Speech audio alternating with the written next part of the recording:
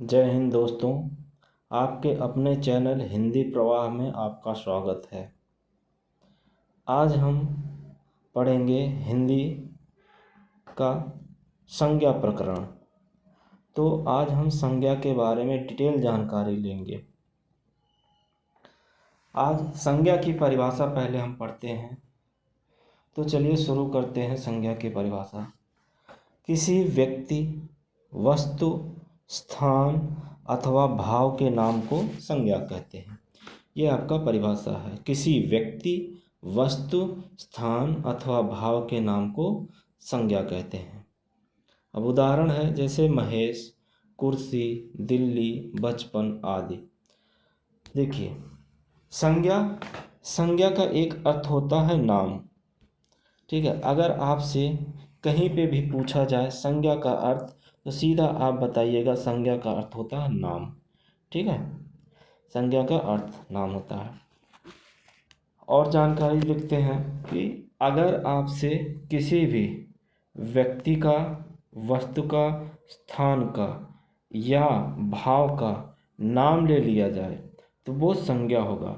अगर आपसे कोई भी पूछता है, कहीं पे भी पूछा जाता है कि आप हमें संज्ञा बता दीजिए, 5 बता दीजिए, 10 बता दीजिए या 50 बता दीजिए, तो जो कुछ भी चीज़ आपके सामने है वो संज्ञा है। उसका कुछ न कुछ नाम होगा।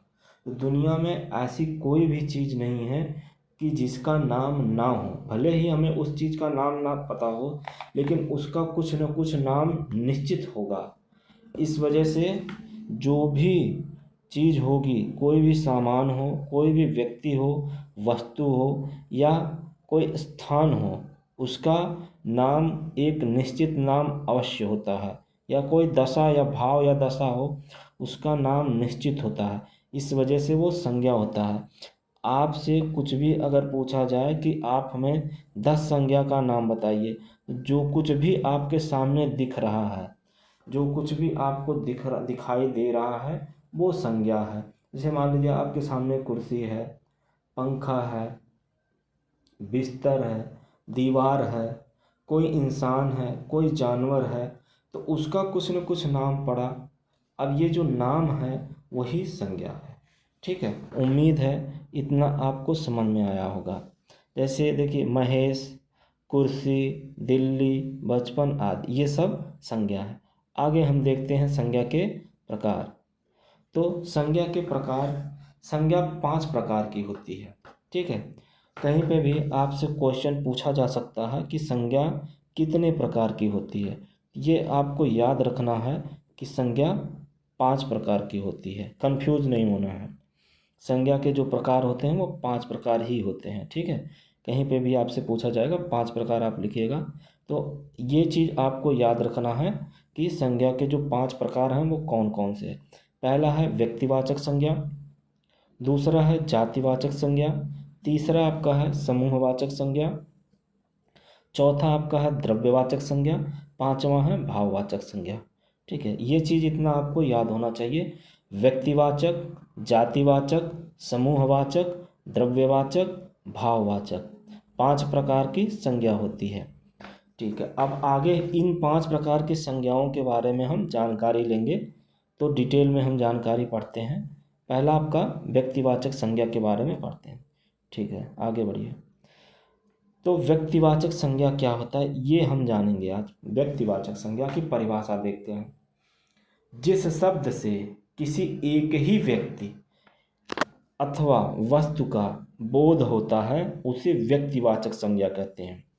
ठीक है, अब देखिए यहाँ पे लिखा है जिस शब्द से किसी एक ही व्यक्ति, ये चीज़ आप ध्यान दीजिएगा, किसी एक ही व्यक्ति अथवा वस्तु का, मतलब किसी एक ही व्यक्ति अथवा वस्तु का बोध होता है उसे व्यक्तिवाचक संज्ञा कहते हैं। मतलब इसका ये हुआ कि दुनिया में वो चीज़ एक ही हो। जैसे कोई जाति विशेष से प्राणी या वस्तु को जब कोई नाम दिया जाता है तब वह व्यक्तिवाचक संज्ञा होती है। मतलब कोई जाति विशेष का चीज़ हो या कोई प्राणी हो, उस या कोई वस्तु हो, कोई भी वस्तु हो, कोई व्यक्ति हो या कोई जात विशेष का प्राणी हो, जब उसको हम कोई नाम दे देंगे तब वह व्यक्तिवाचक संज्ञा हो जाएगा। जैसे देखिए, जैसे हमने कहा कि लड़का, लड़का तो ये तो जाति हो गया। अब उस लड़के का हमने कोई नाम दे दिया, मान लीजिए हमने लिख दिया महेश।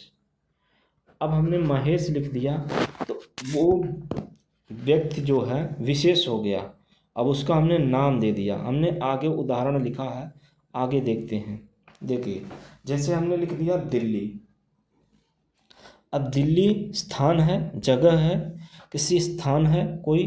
अब इस स्थान के नाम को हमने दिल्ली रख दिया तो दिल्ली वो विशेष हो गया, इस वजह से ये व्यक्तिवाचक संज्ञा हो गया। अब कोई लड़का है, उस लड़के का हमने नाम रख दिया। अब जब हमने उसका नाम रख दिया तो वो हो गया व्यक्तिवाचक संज्ञा। ठीक है। अब जैसे देखिए हिमालय, हिमालय एक पर्वत का नाम है।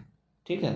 अब दुनिया में पर्वत तो बहुत से हैं, लेकिन जब हमने पर्वत का नाम रख दिया तो वो विशेष हो गया, इस वजह से यह व्यक्तिवाचक संज्ञा हो गया। आगे है अपना गंगा। गंगा एक नदी का नाम है, ये नदी व्यक्तिवाचक संज्ञा में आएगा। नदी तो दुनिया में बहुत सी हैं, लेकिन जब हमने किसी नदी का नाम रख दिया, अब उसको अगर हम गंगा नाम लेंगे तो गंगा दुनिया में एक ही है। उसकी गंगा नाम लेने से गंगा की एक हमारे दिमाग में इमेज बनेगी और नदियों की इमेज नहीं बनेगी, केवल गंगा के ही बारे में हम सोचेंगे। इस वजह से गंगा जातिवाचक संज्ञा हुई। ठीक है। और भी हम कुछ आपको जातिवाचक नहीं, व्यक्तिवाचक संज्ञा हुई। मैं आपको कुछ और भी व्यक्तिवाचक संज्ञाओं के बारे में जानकारी बता रहा हूँ। पहला देखिए, जैसे व्यक्तियों के नाम हमने लिखा था पहले व्यक्ति का नाम, तो व्यक्ति का नाम जैसे हो गया गीता, अनिल, मंजू, अंकित। इस तरह से व्यक्तियों के बहुत से व्यक्तियों के कोई ना कोई नाम जरूर होंगे, इस वजह से वो व्यक्तिवाचक संज्ञा होगा। अब देखिए दूसरा आ जाएगा आपका दिन या महीनों के नाम। कोई भी दिन हो या किसी भी महीने का नाम हो, तो जैसे रविवार, मंगलवार, जनवरी, फरवरी, ये विशेष हो गया ना। अगर हमने आपसे कहा कि मैं रविवार को आऊँगा तो वो विशेष हो गया, उसी दिन आएंगे हम और किसी दिन नहीं आएंगे। इसलिए हमने दिन तो बहुत से हैं, 30 दिन होते हैं, लेकिन जब हमने दिन का नाम ले लिया रविवार तो वो अब व्यक्तिवाचक संज्ञा में आ गया।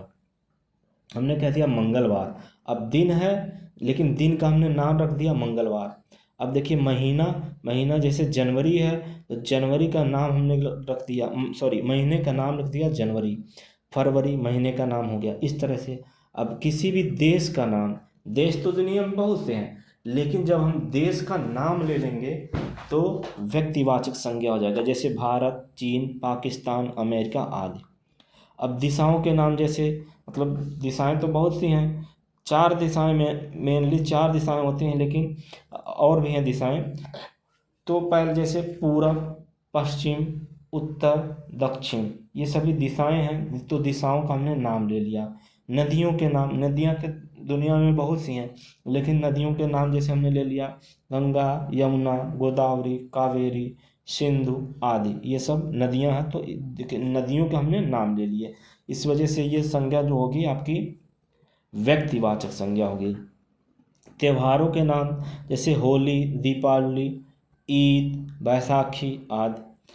नगरों के नाम या किसी रास्ते का नाम हो, जैसे दिल्ली, मुंबई, कोलकाता या महात्मा गांधी मार्ग, ये सब व्यक्तिवाचक संज्ञा में आएगा, ये आपको ध्यान रखना होगा। या किसी देखिए पुस्तक का नाम हो, जैसे रामायण, गीता, कुरान, बाइबल, ये सब व्यक्तिवाचक संज्ञा में आएगा। ठीक है। समाचार पत्रों के नाम होते हैं, जैसे अमर उजाला, दैनिक जागरण, हिंदुस्तान। इस तरह से आपका व्यक्तिवाचक संज्ञा में आएगा। पर्वतों के भी नाम होते हैं, जो कि मैंने एक लिखा ही है, हिमालय हो गया, विंध्याचल हो गया, शिवालिक हो गया, अलकनंदा हो गया। तो जो भी चीज़ है आपको ये ध्यान देना है कि अगर हम किसी भी चीज़ का नाम ले लें कोई भी अगर वो चाहे वस्तु हो, कोई भी प्राणी हो, कोई स्थान हो, अगर उसका प्रॉपर नाम लिया जा रहा है तो वो व्यक्तिवाचक संज्ञा में आएगा। ये चीज़ इतना आपको ध्यान रखना है। उम्मीद है ये व्यक्तिवाचक संज्ञा आपको क्लियर हो गया होगा। आगे बढ़ते हैं। अब अगली संज्ञा देखते हैं, जातिवाचक संज्ञा। जातिवाचक संज्ञा की परिभाषा देखते हैं। जिस शब्द अथवा नाम से किसी व्यक्ति अथवा वस्तु की समस्त जाति का बोध होता है उसे जातिवाचक संज्ञा कहते हैं। जैसे मनुष्य, पर्वत, नदी आदि। इस परिभाषा का अब मतलब हम समझते हैं। देखिए, जाति का मतलब होता है कैटेगरी। जैसे आप कहते हैं एक किस कैटेगरी का है, अंग्रेजी में कैटेगरी। जात का मतलब होता है, जैसे हमने लड़की कह दिया तो लड़की एक जाति है। ठीक है, दुनिया में बहुत से लड़कियां हैं। ठीक है, तो एक जाति हो गया। मानव एक जाति है, जानवर एक जाति है।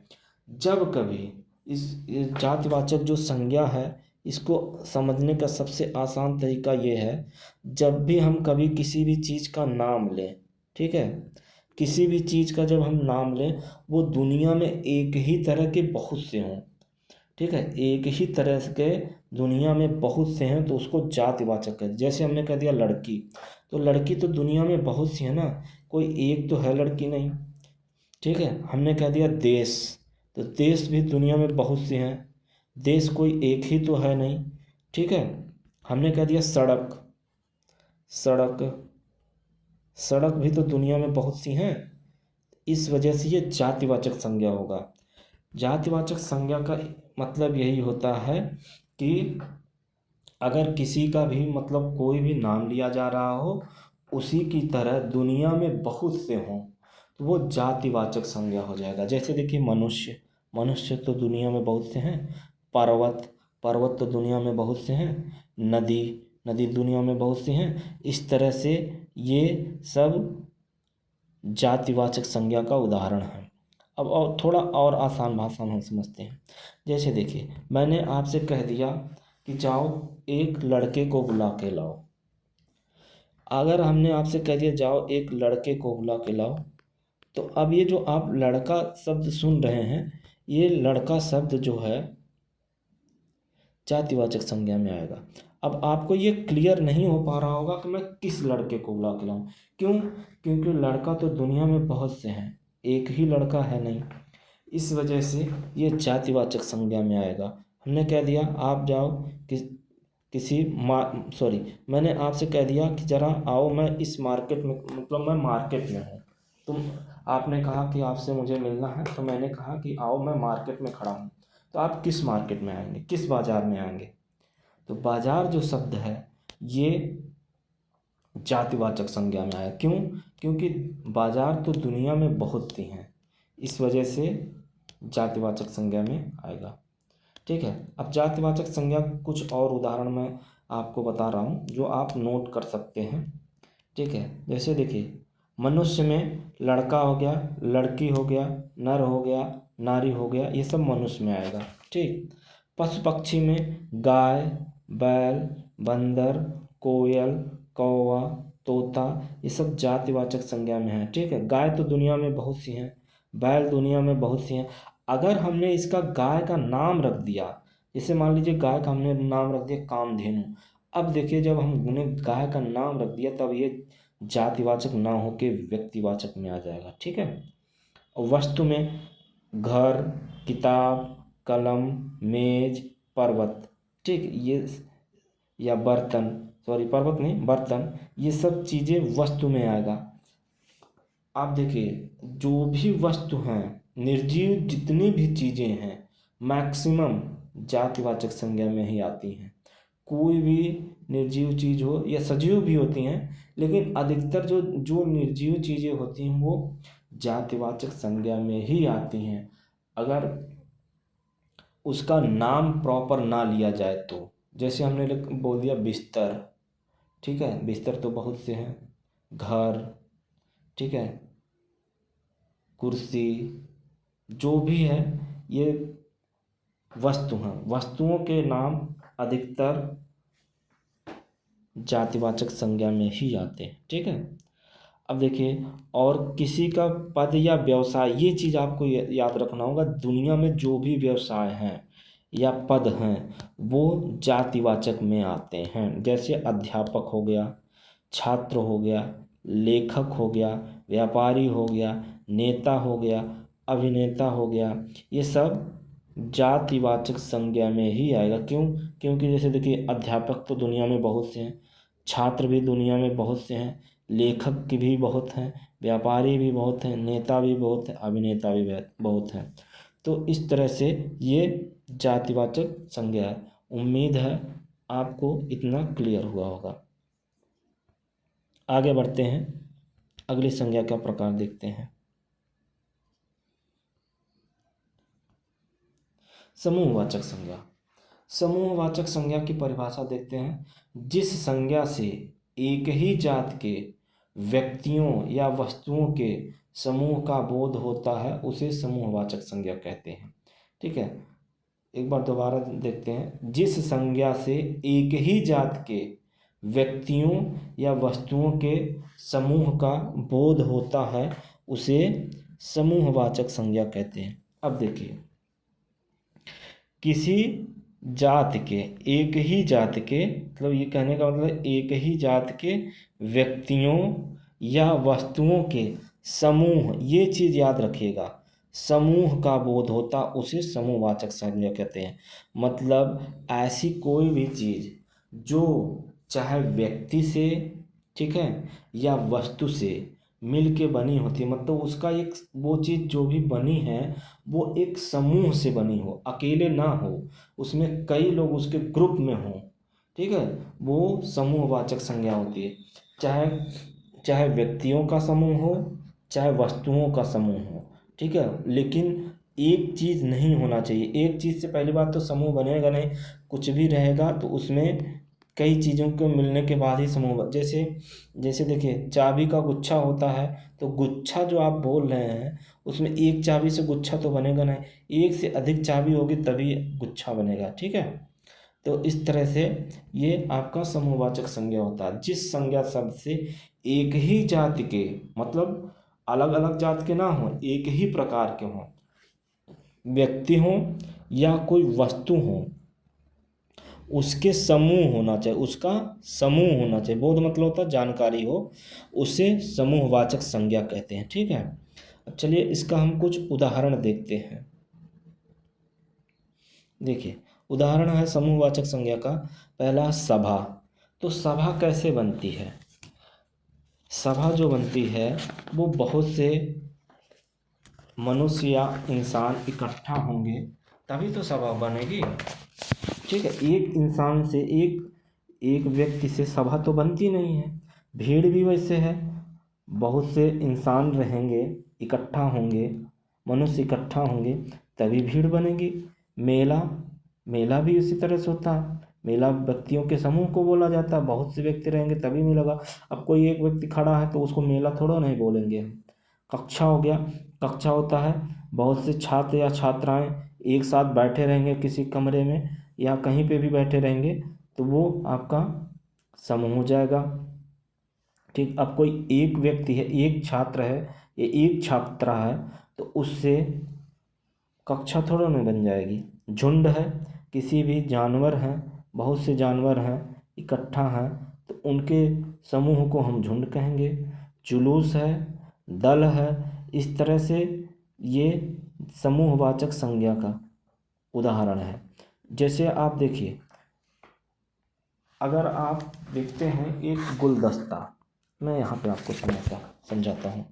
गुलदस्ता आपने देखा होगा, तो गुलदस्ता जो होता है, गुलदस्ता, क्या वो उसमें एक ही फूल होता है? किसी एक ही फूल से गुलदस्ता बन जाएगा? एक ही फूल से तो गुलदस्ता बनेगा नहीं। जब भी आप किसी के हाथ में देखते हैं गुलदस्ता तो उसमें बहुत से फूल होते हैं। ठीक है, बहुत से फूल होते हैं जिसके समूह से वो गुलदस्ता बन जाता है। ठीक है ना, तो ये समूहवाचक संज्ञा हो गया। जब भी किसी भी वस्तु से या व्यक्ति से, ठीक है, हमें समूह का बोध हो। समूह मतलब होता है इकट्ठा होना, कई चीज़ें एक साथ हो जाएं और उस शब्द से हमें किसी एक चीज़ का जानकारी हो, तो वो समूहवाचक संज्ञा का। जैसे हमने कह दिया भीड़, भीड़ तो एक शब्द है ना, लेकिन भीड़ शब्द से हमें बहुत से इंसान या कोई भी चीज़ हो, चाहे जानवर हो, उसका इकट्ठा होना, ये भीड़ हो जाएगा। मेला, कक्षा, झुंड, ठीक है। बाकी अगली वीडियो में देखेंगे। धन्यवाद।